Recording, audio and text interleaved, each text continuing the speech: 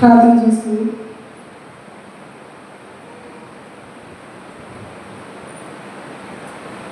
పరిశుద్ధ సర్వశక్తిమంతుడా ఈ ప్రశస్త నామానికి వందనాలు స్తుతులు స్తోత్రాలు చెల్లించుకుంటున్నాను తండ్రి. గడిచిన కాలం మధ్య నీ కృపలో భద్రపరిచావు దేవా. నీ సన్నిధానంలో నిలవబెట్టినందుకు నీకు వేలాది వందనాలు స్తుతులు స్తోత్రాలు చెల్లించుకుంటున్నాను తండ్రి. నీ మందిరంలో తండ్రి ఒక్క దినము గడుపుట 1000 దినముల కంటే శ్రేష్టంగా సెలవిచ్చిందేవా. నీకే స్తుతులు స్తోత్రాలు చెల్లించుకుంటున్నాను తండ్రి. ఇప్పుడు వచ్చిన ప్రతి ఒక్కరిని మీరు జ్ఞాపకం చేసుకుంటున్నారు. ప్రతి ఒక్కరితో మీరు మాట్లాడండి తండ్రి. ఈ మండల కార్యక్రమంలో ఈ పరిశుద్ధ వారాల్లో కూడా వచ్చిన ప్రతి ఒక్కరిని మీరు జ్ఞాపకం చేసుకోవాలని అనుకుంటున్నాను తండ్రి. ఇప్పుడు వరకు నాన్న మాటలతో నేను స్థుతించుకున్నాను తండ్రి. కొద్ది నిమిషాల వాక్యంతో నన్ను బలపరిచినాను. నీవు ఇవ్వబోయే వాక్యంలో తోడుగా ఉండి సహాయం చేసి నన్ను బలపరిచినాను. మా ప్రభువైన యేసుక్రీస్తు పేరిట అతిథులతో వేడుకుంటున్నాం తండ్రి. ఆమేన్. పరిశుద్ధ వారాల్లో బుధవారం నాడు 2 ప్రాముఖ్యమైన సంఘటనలు జరిగాయి. ఇదే మనకు తెలిసిన సంఘటనలే. అయితే ఇక్కడ ఆ 2 సంఘటనల్లో ఒకటి ప్రభువైన యేసుక్రీస్తుని తైలాభిషేకం చేయడం, రెండవది ఇస్కరియోతు యోధ ఆయనని అప్పగించడానికి సిద్ధపడతారు. ఈ 2 సంఘటనల గురించి కొన్ని మాటలు తెలియజేయాలనుకున్నాను. అయితే ఈ 2 సంఘటనల్లో ఈ 4 సువార్తల్లో లూకాసు వార్త 7వ అధ్యాయము 36వ వచనం 50వ వచనంలో ఆ ఊరిలో ఒక పాపాత్మురాలైన స్త్రీ అని ప్రస్తావించడం జరిగింది. యోహాను సువార్తలో అయితే 12వ అధ్యాయము 1వ వచనము 8వ వచనంలో మార్తా మరియా లాజరు సోదరి. ఇక్కడ మరియా యేసుక్రీస్తు పాదాలని అభిషేకించిన అత్తరు పూసి ఆయన అభిషేకించిన స్త్రీగా మనం చూస్తాం. అయితే మార్కు సువార్తికుడు 14వ అధ్యాయము 1వ వచనం నుండి 9వ వచనంలో ఇక్కడ ఒక స్త్రీ అని ఇచ్చాడు. అదేవిధంగా మత్తయి సువార్తలో కూడా 26వ అధ్యాయము 6వ వచనం నుండి చూసుకున్నట్లయితే ఇక్కడ కూడా ఒక స్త్రీ అని చెప్పడం జరిగింది.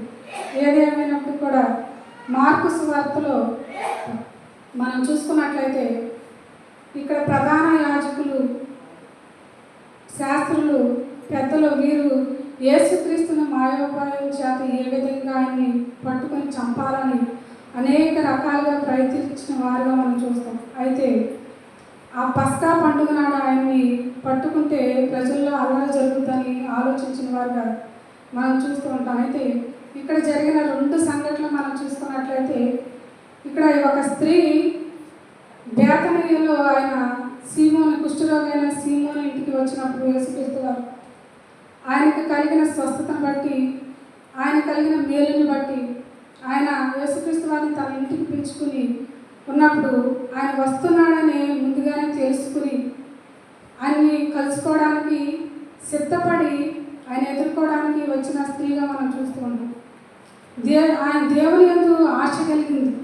దేవుని యందు ఆమె వాంఛ కలిగిన స్త్రీగా మనం చూస్తున్నాం. అందుకనే ఆయన ఎక్కడ ఉన్నాడు, ఎక్కడికి వస్తున్నాడని తెలుసుకుని అక్కడికి త్వరపడి ఆ ప్రాంతానికి వచ్చిన స్త్రీగా మనం చూస్తున్నాం.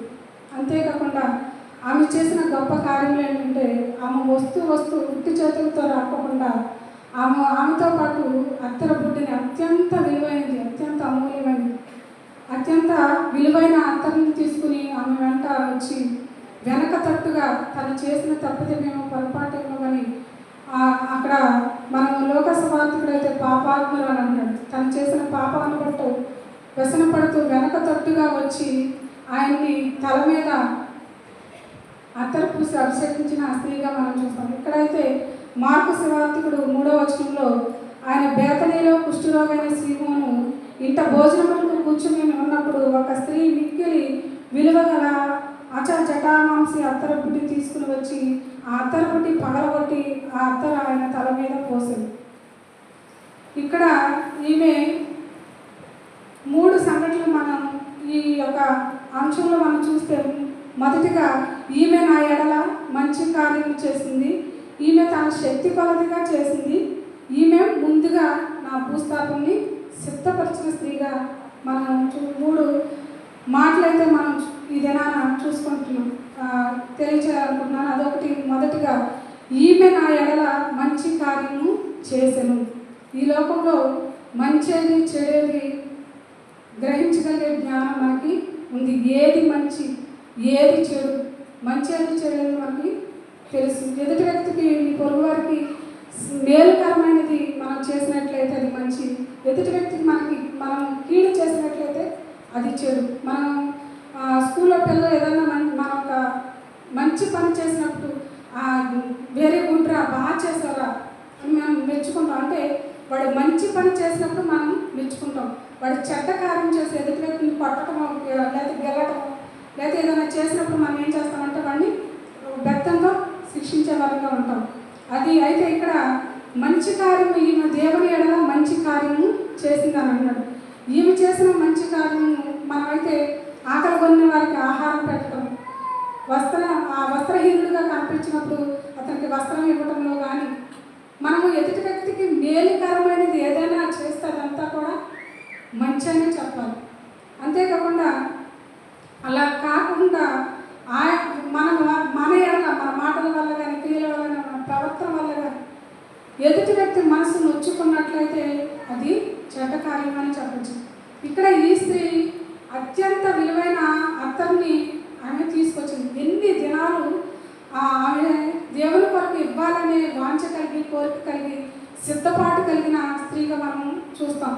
అంతేకాకుండా పశ్చాత్తాపం కలిగి కన్నీటితో ఆయన పాదములు పట్టుకుని గోజాడిన స్త్రీగా మనం మిగిలిన సువార్త పాఠాల్లో మనం చూస్తాం. అయితే ఇక్కడ మనకి ఒక యవనస్తుడు కనిపిస్తాడు. ఆయన యేసుక్రీస్తు వారి దగ్గరికి వచ్చి, నేను నిత్య జీవాన్ని పొందుకోవాలి, నిత్య రాజ్యం నాకు కావాలంటే నేను ఏం చేయాలంటే, నువ్వు నీ పొరుగు వారిని ప్రేమించాలి, నీ తల్లిదండ్రులు సన్మానించాలి, నువ్వు ఆ ఆజ్ఞలన్నింటినీ అనుసరించాలి, నువ్వు ఎటువంటి పాపం చేయకూడదు, ఇవన్నీ కూడా నిత్యం చేస్తున్నానంటే నీకు వాడు పొదుగా ఉందంటే నీకున్న ధనాన్నంతా అమ్మి కూడా పేదలకు ఇమ్మంటాడు. కానీ అతను అక్కడి నుంచి ఆ మాటకి అతను వ్యసనపడి అక్కడి నుంచి వెళ్ళివాడుగా ఉన్నాడు. మనకు అపొస్తలుల కార్యాలు 10వ అధ్యాయంలో కొన్నేళ్ళు కనపడతాడు. అతను బ్రతికిన దినములంతా కూడా ధర్మకార్యములు చేస్తూ దేవుని యందు భయభక్తులు కలిగి జీవించిన వాడిగా ఉన్నాడు. తనకు కలిగిందంతా కూడా ఆయన అనేకమైన ధర్మకార్యములు చేసిన వాడిగా మనం చూస్తూ ఉంటాం.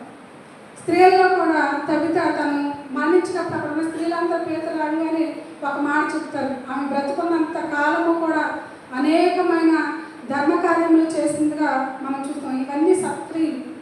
దేవుని యందు మనము భయభక్తులు కలిగి ఈ లోకంలో మనకున్న స్థితిని బట్టి అనేకమైన మేలుకరమైనది, ఎదుటి వ్యక్తికి మేలు కలిగించే విధంగా మనము అనేకమైన సత్క్రియలు మనం ఈ లోకంలో, ధర్మకార్యాలు, అనేకమైన మేలులు మనం చేసేవారంగా మనం ఈ లోకంలో దేవుని బిడ్డలుగా ఉన్నాం. కాబట్టి దేవునికి సాక్షులుగా మనం ఈ లోకంలో జీవించాలంటే మనకున్న దాంట్లోనే మనం ఎదుటి వ్యక్తికి ఇచ్చేవారంగా, దాతృత్వం కలిగిన వారుగా, ఆతిథ్యం కలిగిన వారుగా మనం ఈ లోకంలో జీవించాలి. అనేకమైన ధర్మకార్యంలో మత్తయి సువార్త 25వ అధ్యాయంలో కూడా అంటున్నాడు, అక్కడ గొర్రెలను మేకలను వేరుపరిచినప్పుడు యేసుక్రీస్తు వారు, మీరు నా ఆకలి కొన్న వారికి ఆహారం పెట్టారు, దప్పుకొన్న వారికి దాహం ఇచ్చారు, వస్త్రవిహీనుడిగా ఉన్న వారికి వస్త్రాలు ఇచ్చారు, రోగులుగా ఉన్న వారిని పరామర్శించారు, వెళ్ళి ఆయన చూస్తారు, చెరసాల్లో ఉన్న వారిని ఇవన్నీ కూడా మీరు మంచి కార్యం, ఇవన్నీ కూడా మీరు చేశారు కాబట్టి మీరు నిత్య జీవంలోని ప్రవేశించిన కనులు అంటాడు.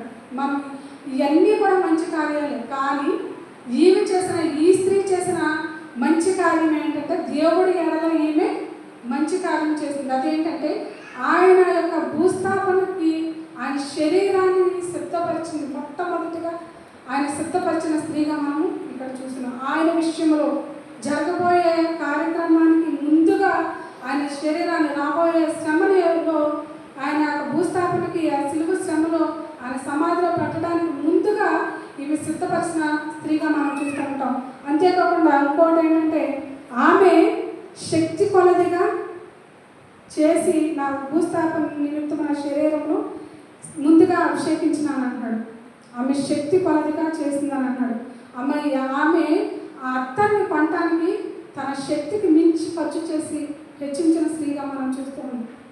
ఆమె అయితే ఇంకొక మాట లూకాసు వార్త 21వ అధ్యాయంలో మనం చూస్తాం. ఒక పేద విధవరాల గురించి గొప్ప సాక్ష్యం చెప్తాడు. ఇక్కడ 2 కానుకలే ఆమె వేసింది. ఆమె కంటే 2 కాసుల కంటే ఎక్కువ వేసిన వాళ్ళు అనేక మంది ఉండొచ్చు అక్కడ ఆ దేవాలయంలో. జీవనం మాత్రమే ప్రస్తావించాడు. ఎందుకంటే ఆ జీవనం అంతయు వేసిందని అంటున్నాడు. 2 కాసులే ఆమె జీవితానికి ఎక్కువ. ఆమె యొక్క జీవితంలో ఆ 2 కాసులే ఎక్కువ. కానీ ఆ 2 కాసులు ఆమెకున్న జీవనం అంతా కూడా కానుకలు పెట్టి వేసింది కాబట్టి అక్కడ ఉన్న ధనవంతుల కంటే కూడా ఆమె ఎక్కువ వేసిందని అంటున్నాడు. అంతేకాకుండా ఈమె ఈ స్త్రీ ఇంతగా ఆమె శక్తి కొలదిగా ఖర్చు చేసింది, హెచ్చించిందని ఎందుకు ఈ మాట చెప్తున్నాడంటే, పరమగీతాల్లో ఒక మాట ఉంటుంది. పరమగీతాల గ్రంథంలో 4వ అధ్యాయము 13వ వచనంలో ఈ అత్తరు యొక్క విలువ, దాని ప్రాశస్తము, దాని యొక్క విలువ ఏ విధంగా ఉందంటే, ఈ జటామాంసి అనేది ఒక వృక్షం. 4వ అధ్యాయము 13వ వచనం, పరిమళ తైల వృక్షము నుండి తయారు చేయబడిన అత్యంత విలువైన తైలం ఇది. అవి ఎంత ఖర్చు పెట్టి అక్కడ 300 ధ్యానాలను అన్నాడు. ఆమె శక్తికి మించిందై ఉండవచ్చు. అందుకనే ఆమె శక్తికి మించి, ఆమె శక్తి కొలది దీన్ని ఖర్చు చేసి ఆయన యొక్క భూస్థాపన నిమిత్తం దాన్ని తీసుకొచ్చి ఆయనకి అభిషేకం చేసిన స్త్రీగా మనం చూస్తూ ఉన్నాం. ఇక్కడ నిర్మాకాండంలో మనం ఇంకొక మాట చూసినట్లయితే 35వ అధ్యాయము 29వ వచనంలో, స్త్రీలేమి పురుషులేమి ఎవరి హృదయాన్ని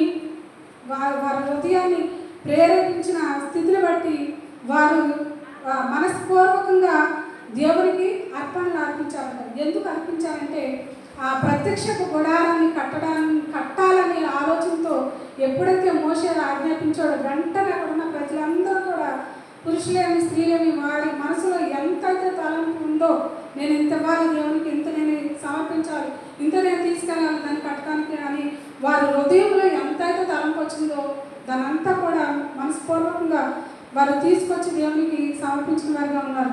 అంతేకాకుండా ఈమె ఈ యొక్క అత్తరు యొక్క ప్రాముఖ్యత మనం చూసుకున్నట్లయితే నిర్మాకాండము 30వ అధ్యాయము 34వ వచనంలో, పరిశుద్ధ తైలమునందు వేసే ఒక దినుసు ఇది మాంసి యొక్క వృక్షం నుండి ఆ తీయబడిన జిగురంట. ఆ జిగురులో అది ఎంతో అమూల్యమైన బంకల నుంచి ఈ తైలం అనేది తయారు చేయబడుతున్నది.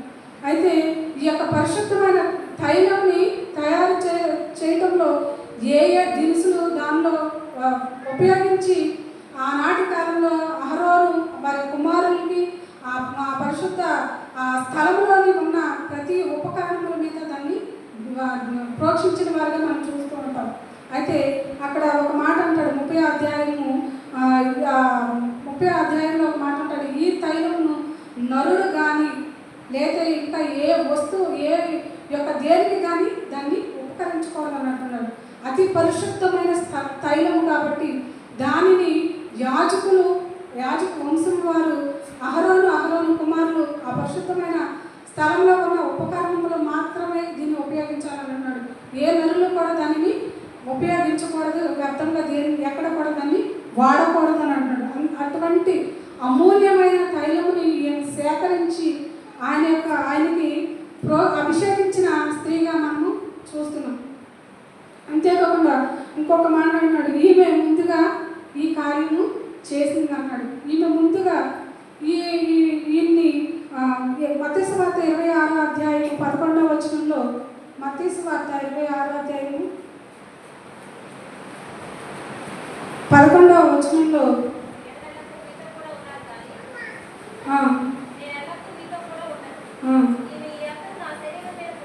ఈమె ఈ అత్తరు నా శరీరం మీద పోసి నా భూస్థాపన నిమిత్తం దీనిని చేసింది.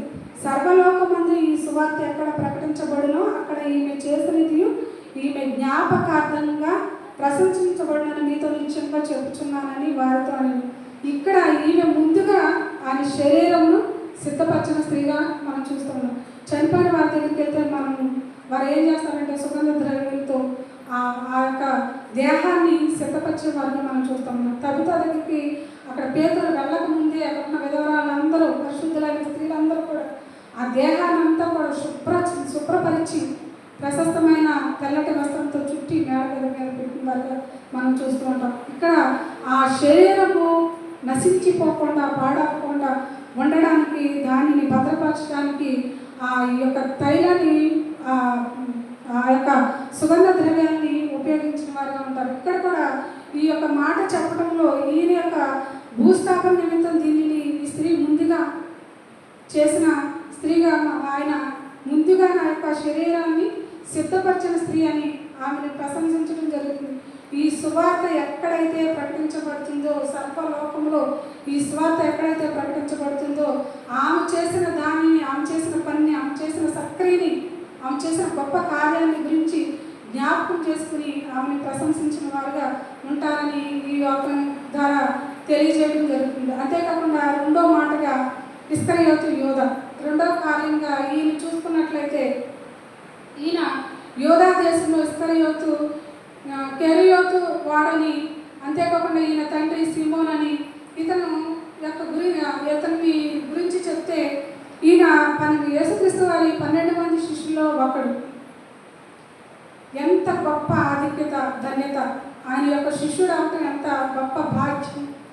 ఆ భాగ్యాన్ని ధనాపేక్ష చేత వదులుకున్న భ్రష్టుడు.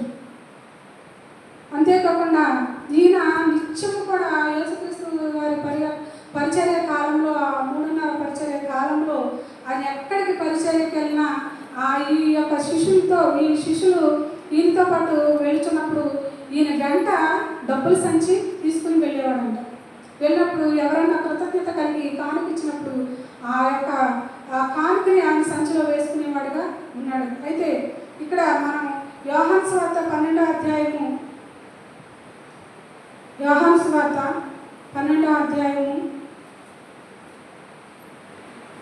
దీని గురించి తెలియజేయబడిన మాటలు చూసుకున్నట్లయితే ఈమె అత్యంత విలువైన అత్తలు తీసుకుని వచ్చి ఆయనకి తైలాభిషేకం చేస్తే ఆమె మీద కోపపడిన వాడిగా ఉన్నాడు, ఆమెని గద్దించిన వాడిగా ఉన్నాడు, ఆమె మీద సణుకుకున్నవాడిగా ఉన్నాడు. అంతేకాకుండా ఆమె అంటున్నాడు కదా 5వ వచనంలో, ఈ అత్తరు ఎందుకు 300 దేనారములకు అమ్మి బీదలకు ఇయ్యలేదన్ను. వాడు ఎలాగో చెప్పినది బీదల మీద శ్రద్ధ కలిగి కాదు, కానీ వాడు దొంగ అయి ఉండి తన దగ్గర డబ్బు సంచి ఉండినంతను అందులో వేయబడింది దొంగిలించుచూ వచ్చాను గనుక అలాగూ చెప్పాను.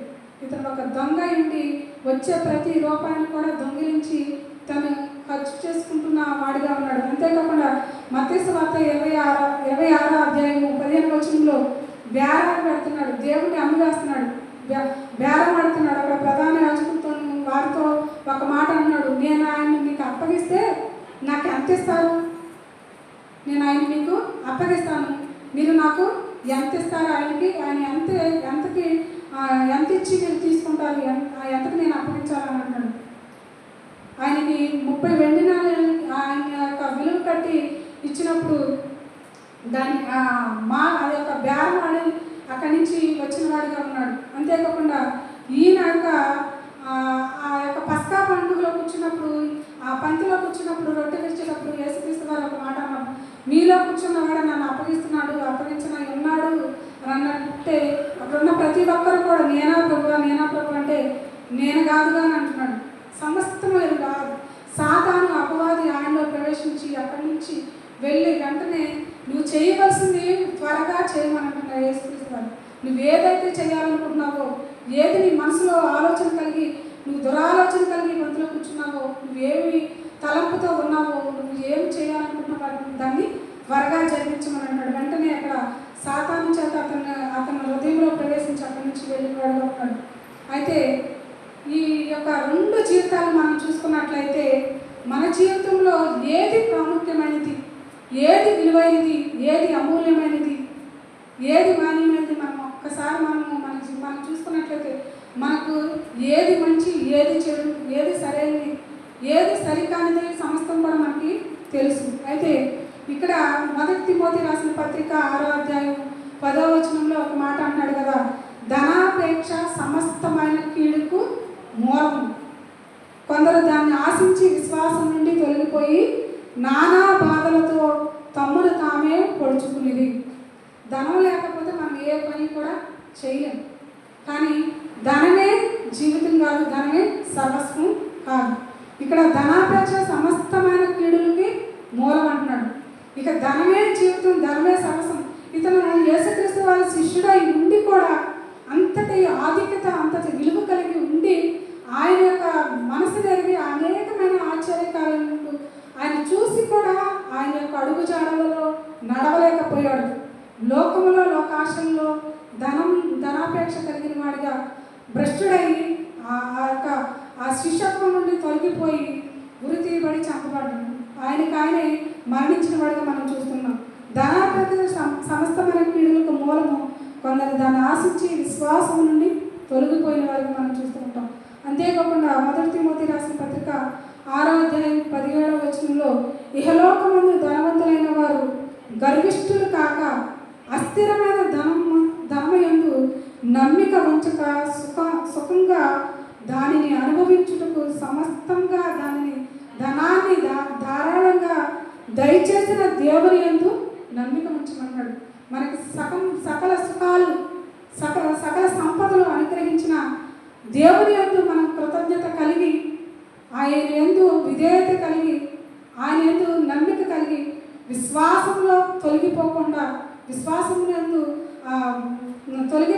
దేవుని యందు భయభక్తులు కలిగి, ధనాన్ని మనకిచ్చిన, సంపదని మనకిచ్చిన, ఐశ్వర్యాన్ని మనకిచ్చిన, సకల సుఖాలను మనకి అనుగ్రహించిన దేవుని యందు మనం భయభక్తులు కలిగి, ఆయన యందు మనము విధేయత కలిగి, ఆయనకు లోబడి ఆయన చిత్తాన్ని మనం ఎరిగి, ఆయన చిత్తానుసారంగా సక్రియలు చేసేవారుగా, మంచి కార్యములు చేసేవారుగా ఇహలోకంలో దేవుని యొక్క సాక్షులుగా మనం ఉండాలి. అంతేకాకుండా ధనాపేక్షను ఆశించి గర్విష్ఠులుగా మనం ఉన్నట్లయితే, మనం ఏ విధంగా అయితే యోధ తన శిష్యత్వాన్ని, ఆధిక్యతను, తనకిచ్చిన ఘనతని, గొప్పతనాన్ని, సమస్తాన్ని కూడా పోగొట్టుకుని భ్రష్టుడైపోయాడు. ఆ విధంగా దేవుని బిడ్డలుగా మనము దేవుని సాక్షులుగా మంచి కార్యం చేసేవారిగా ఈ లోకంలో మన ద్వారా అనేక మంది ఇక్కడ ఈయన చేసిన మంచి కార్యం, గొప్ప కార్యము, ఆయన సువార్త ఎక్కడైతే ప్రకటించబడుతుందో, ఎక్కడైతే ఆయన యొక్క సువార్త వెదజల్లబడుతుందో, ఏమి చేసిన కార్యము, ఈమె చేసిన మంచి కార్యము, ఏమి చేసిన సక్రియ అక్కడ కొనియాడబడుతుంది, ప్రశంసించబడుతుంది అని అంటాడు. మనం కూడా ఈ లోకంలో మనము మన పొరుగువారి ఎడల, మన ఇతరుల ఎడల, మనం ఈ లోకంలో మనం దేవుని బిడ్డలమై ఉన్నాం. మనము దేవుని పోలి మనం నడుచుకోవాలి. కాబట్టి ఆయన విధినిచ్చిన సత్క్రియలన్నింటినీ మనం చేయలాగిన దేవుడు తన కృపని అనుగ్రహించుగాక. ఆమె దేవుడి వాక్యం దీవించి తన వినుకులో బలపరుచుకుందాం. పరిశుద్ధుల సర్వశక్తిమంతుల నీకు వందనాలయ్యా, నీ స్తుతులు స్తోత్రాలు చెల్లించుకుంటాం. ఇచ్చిన అవకాశాన్ని బట్టి నీకు వందనాలు చెల్లించుకుంటాం. ఇప్పుడు వరకు ఆయన నీ కృపలో, నీ దయలో మమ్మల్ని వర్ధిల్ల చేసినందుకు వందనాలు చెల్లించుకుంటాం. తండ్రి, విన్న వాక్యంలో మరి నాయన మర్మాన్ని నేను ఎంతవరకు గ్రహించాను నాకైతే తెలియదు, కానీ సమస్త వెలిగిన వాడు తండ్రి. ఉదయ రహస్యాలు ఆయన నీకు మరుగైనది ఏది లేదు తండ్రి. మా హృదయంలో మాకు తలంపు పుట్టకముందే నువ్వు ఎరిగి ఉన్నావు తండ్రి. మేము నాయన సరైన మార్గంలో, మంచి మార్గంలో, మంచి కార్యములు చేసే బిడ్డలుగా మేము ఉండడానికి, ఈ లోకంలో నాయన గొప్ప సాక్షులుగా, నీ సాక్షులుగా నిలబడడానికి సహాయం అనుగ్రహించండి. మా ప్రభు యేసుక్రీస్తు అతి విలువైనంత వెలుగునా తండ్రి.